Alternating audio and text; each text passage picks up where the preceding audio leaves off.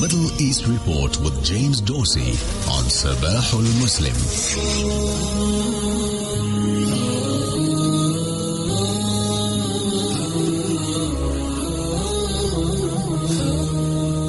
Good morning, James. As always, most welcome. Good morning. A pleasure to be with you. Now, the UAE Saudi-led Arab embrace of Syrian President Bashar al-Assad is likely to produce only limited results. Indeed. So various Arab countries led by the UAE and now Saudi Arabia want to return Syrian President Bashar al-Assad to the Arab fold. They've issued a statement together with the foreign ministers of Jordan, Egypt, and Syria earlier this week in Amman, in which they supported full Syrian sovereignty over all of Syria, strengthening of Saudi government institutions, and a return of the displaced and refugees, which are some 7 million people. The problem with it is that none of that is probably achievable anytime soon. Refugees and displaced persons aren't going to return without serious investment, and investment in Syria is blocked by U.S. sanctions. The Turks are not going to withdraw from northern Syria, so sovereignty remains an issue. And what's left is drug smuggling, which is a major concern to various Arab states, as well as Greece. The Syrians' production and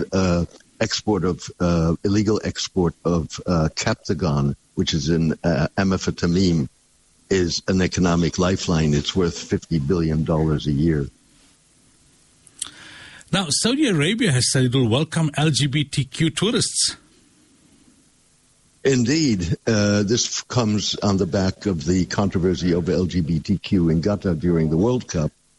And it comes on the back of the Turkish president trying to garner conservative votes in the May 14th crucial Turkish election by portraying LGBTQ as a Western conspiracy. So in that whole context now, the Saudis, who are very keen on promoting their tourism, have now said that they would welcome LGBTQ tourists.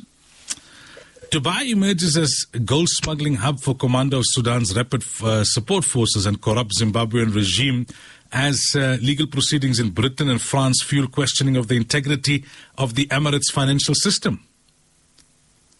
Indeed. Well, that financial system is under questioning by the International Anti-Money Laundering and Anti-Terrorism Finance watchdog, the Financial Action Task Force.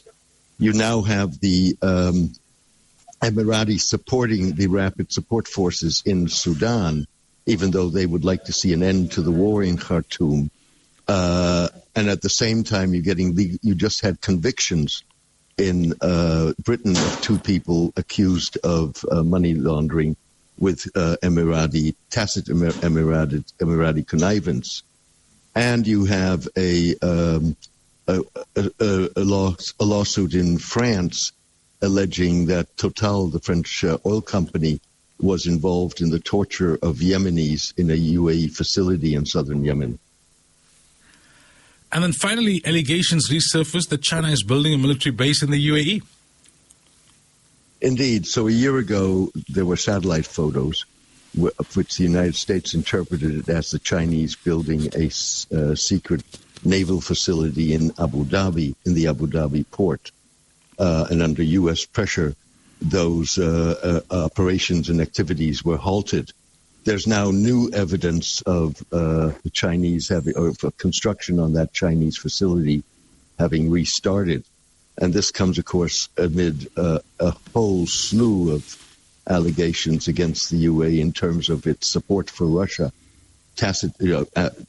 factual support for Russia in the war in Ukraine, which increasingly puts it at odds with the United States. All right, James, thank you for your time and for the update. Really appreciate it. Always a pleasure. Thank you for having me. Have a great weekend. Have a good weekend. Listeners can pick up on James's content, the website www.jamesmdorsey.net. You can also subscribe there on the website to his newsletter.